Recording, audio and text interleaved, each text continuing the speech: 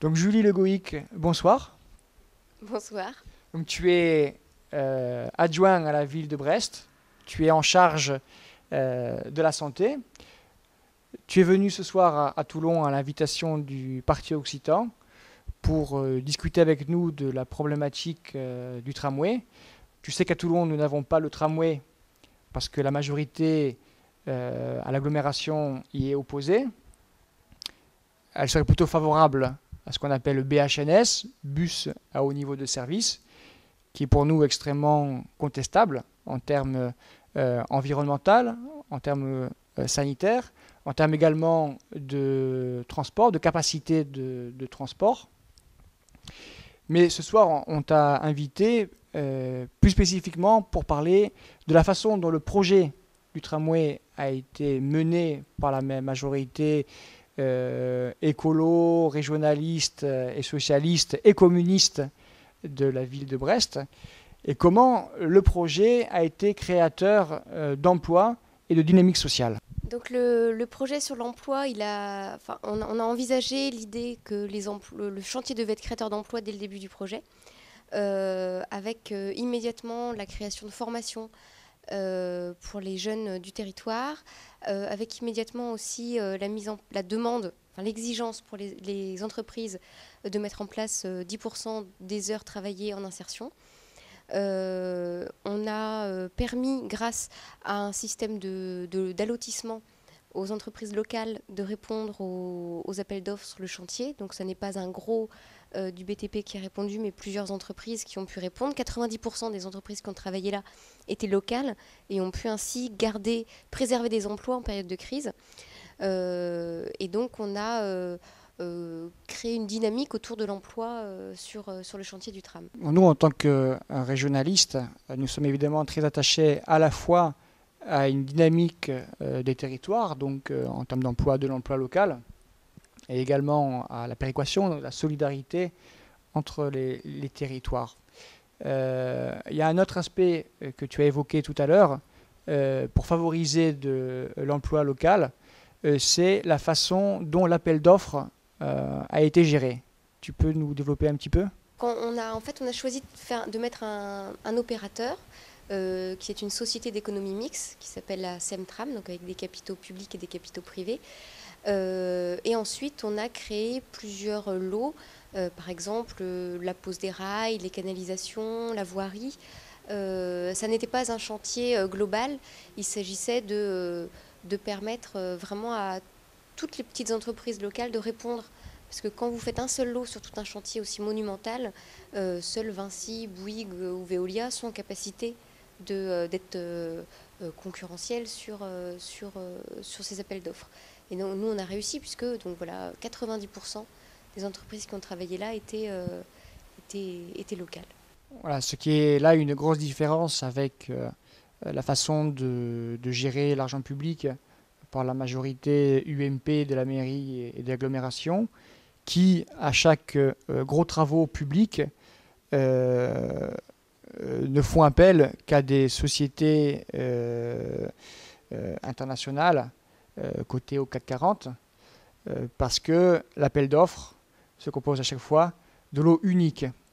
Donc l'exemple le plus criant à Toulon, c'est la façon dont le nouvel hôpital d'agglomération a été géré. Lot unique, réponse unique.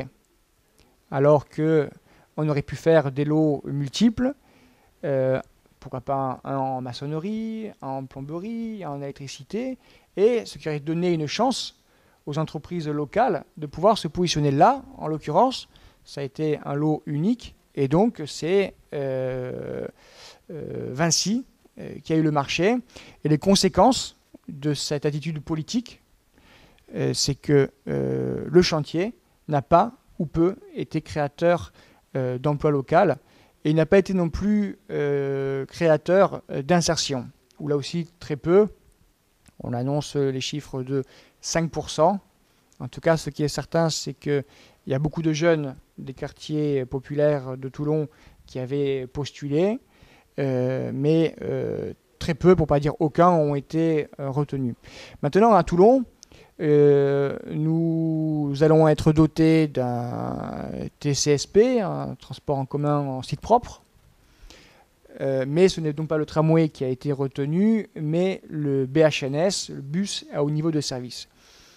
Quand, à Brest, vous avez réfléchi sur la question des transports, évidemment, c'est posé sur la table la question de quel transport public, et vous n'avez pas retenu le BHNS. Pourquoi ? Alors effectivement, la demande de Brest pour pouvoir répondre correctement aux besoins de la population en matière de transport, c'était de pouvoir faire circuler 2200 voyageurs par heure en heure de pointe et de passer sur un axe contraint Siem-Jaurès, donc un petit peu comme Toulon qui a une géographie contrainte, nous avions également des contraintes géographiques.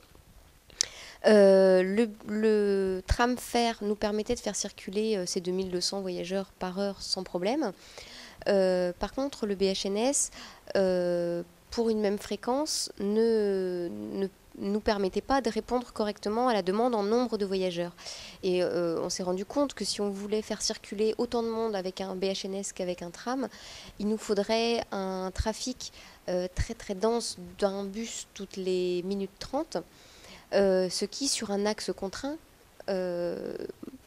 empêche complètement la traversée verticale pour les vélos, les voitures, les autres modes de déplacement sont complètement bloqués par un axe qui est saturé en bus, et ça nous paraissait complètement une solution techniquement absurde sur une géographie comme la nôtre, comme la vôtre aussi. Julie, merci beaucoup pour ces explications. Je rappelle que Julie est adjointe à la ville de Brest et élue également à l'agglomération, et que tu es dans le même groupe que l'Union démocratique bretonne, qui est l'équivalent du Parti occitan pour la Bretagne.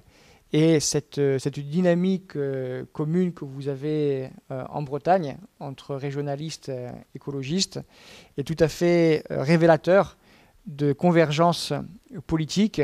Et on voit bien, en tout cas à travers l'exemple du tramway, l'efficacité de ce type de rassemblement. Et puis je tiens à dire en conclusion aussi que si nous avons invité ce soir à Toulon une élue de la ville de Brest, c'est que ce sont deux villes, Brest et Toulon, qui ont un grand nombre de similitudes en termes d'habitants, nombre d'habitants. On est, je parle intramuros, Brest et Toulon, c'est à peu près 150 000 habitants. Ce sont des villes qui ont grosso modo les mêmes contraintes géographiques. Au sud, la mer. Nous, au nord, nous avons des collines, mais chez vous, ce sont des terres agricoles qui sont extrêmement actives, avec une agriculture très, très, très dynamique, peut-être même un peu trop. Et puis, nous partageons les mêmes caractéristiques sociales de la population. Brest et Toulon sont des villes avec une forte présence militaire.